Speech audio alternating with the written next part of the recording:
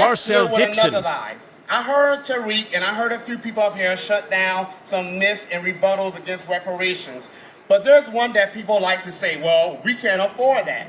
Let me explain something to you. If you borrow $50 from me and you say you want to pay me next week, and I come to you to get my $50, is it my responsibility to figure out how you are going to pay? No. That's your problem. Okay? But the good news is, the United States of America is what we call a monetary sovereign, meaning they can generate as much currency as they need. Don't ever believe this government has no money.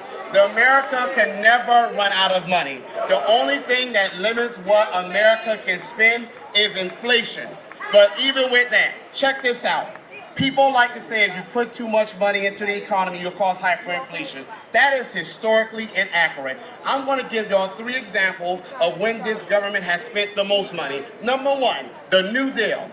Roosevelt spent trillions of dollars to provide jobs for struggling Americans, to avert homelessness. And guess what it did? It saved the American economy and brought us out of the Great Depression.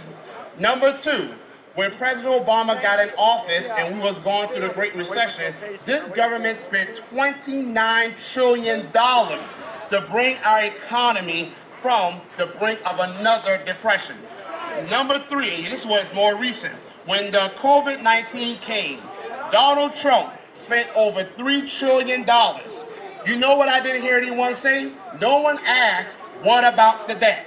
No one asked what about the debt when this country was sending stimulus checks, not to descendants of American slaves, but to every single person. No one asked about the debt when this country sent trillions of dollars to businesses so they continue paying their employees. No one asked about the debt when this country doubled unemployment from 300 a week to 600 a week. No one asks about the debt when this country was spending trillions of dollars to not just develop the vaccines, but study and to distribute them. No one asks about the debt when this country bailed out the banking industry, the home industry, okay?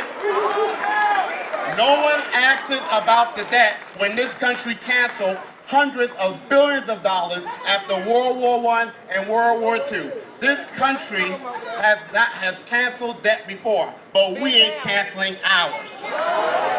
So before I wrap up, let me say to you, I understand no tangibles, no vote. I get that. I agree with that. But that's not enough.